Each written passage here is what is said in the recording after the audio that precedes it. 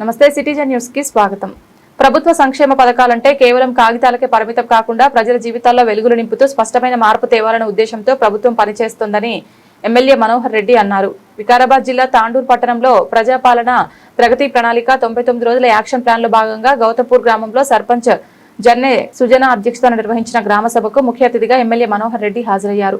ఈ సందర్భంగా ప్రజా ప్రభుత్వంలో 2 సంవత్సరాల 3 నెలల్లో ప్రభుత్వం ద్వారా జరిగిన సంక్షేమ పథకాలు నివేదికకు గ్రామ సభలో వివరించిన ఆయా శాఖల అధికారులు అనంతరం గ్రామ సభను ఉద్దేశించి ఎమ్మెల్యే మాట్లాడుతూ ప్రభుత్వ సంక్షేమ పథకాలు అందరికీ అందించాలని ప్రజలకు మరింతగా సేవ చేయాలనే ముఖ్య ఉద్దేశంతో ముఖ్యమంత్రి మార్చి 9 నుండి జూన్ 2 వరకు ప్రజాపాలన ప్రగతి ప్రణాళిక అనే పేరుతో 99 రోజుల కార్యక్రమానికి స్వీకరించడం జరిగిందన్నారు.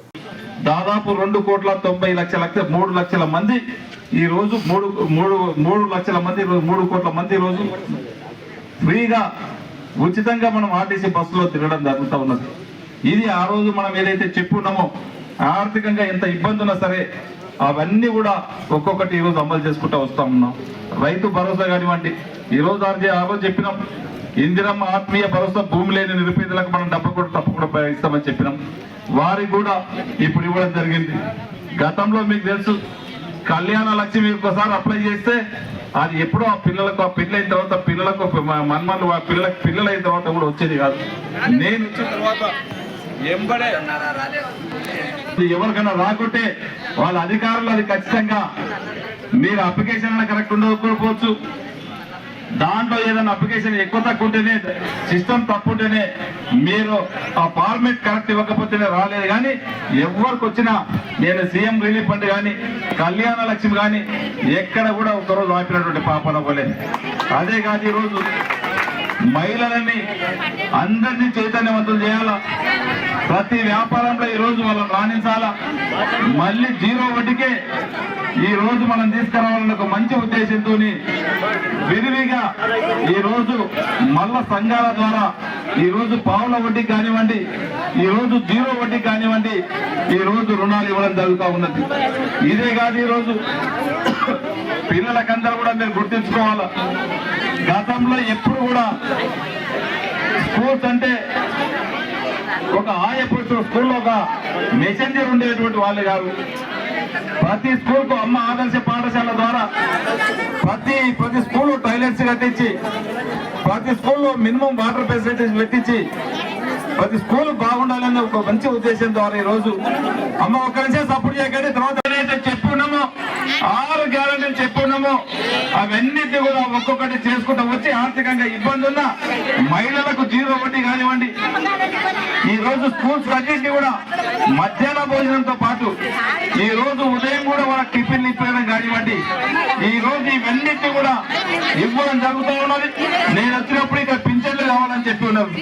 పింఛన్లు అడిగితే కూడా ఈ రోజు ఖచ్చితంగా పింఛన్లు కూడా కొత్త పింఛన్లు ఈ రోజు కొన్ని శాంక్షన్ అయినాయి. మీరందరూ కూడా సర్పంచ్కి ఇప్పుడు రాసి ఇవ్వండి.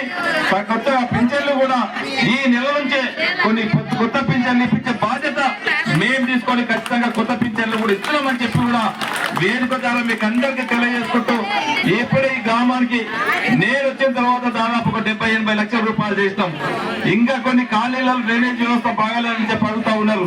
తప్పకుండా అక్కడ ఉన్నటువంటి వ్యవస్థను కూడా అక్కడ ఎన్ని డబ్బులు కావాల్సిన అవన్నింటి కూడా కంపల్సరీ ఆ డ్రైనేజ్ చేపించే బాధ్యత ఖచ్చితంగా నేను తీసుకొని ఆ డ్రైనేజ్ కూడా కంపల్సరీ నేను చేపిస్తానని చెప్పి కూడా వేదిక ద్వారా మీకు అందరికీ తెలియజేసుకుంటూ నిజంగా గౌరవ ముఖ్యమంత్రి గారు ఈ రోజు రాత్రి పగళ్ళు ఏదైతే మనకు ఆ రోజు సోనియా గాంధీ గారు 6 హామీలు ఇచ్చిందో 6 హామీలు ఖచ్చితంగా ఇంప్లిమెంట్ అయ్యే దిశగా అవన్నీ బలైన వర్గాలకు కోరుతున్నాయా.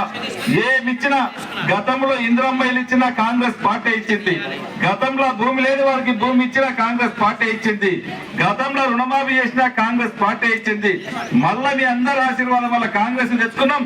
ఈ రోజు మళ్ళా ఇల్లు తెచ్చుకుంటున్నాం, ఈ రోజు మళ్ళా కొత్త పింఛన్లు తెచ్చుకుంటున్నాం. ఈ రోజు భూమి లేని వారికి మళ్ళా ఇల్లు కట్టుకోవడానికి భూమి ఇవ్వబోతా ఉన్నాం. కాంగ్రెస్ పార్టీ ఎప్పుడు బలైన వర్గాల పక్షాన ఉండేది కాంగ్రెస్ పార్టీ.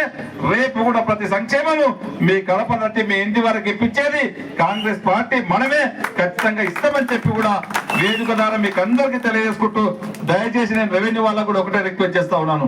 వారు ఇంకా మన సమస్యలు ఉన్నా కానీ ఈ 99 ప్రోగ్రామ్ లో క్లియర్ గా ఉన్నది.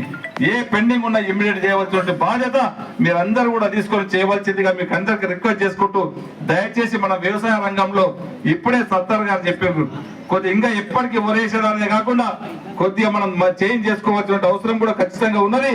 అవి కూడా ఖచ్చితంగా చేంజ్ కావాల్సిందిగా అవసరం.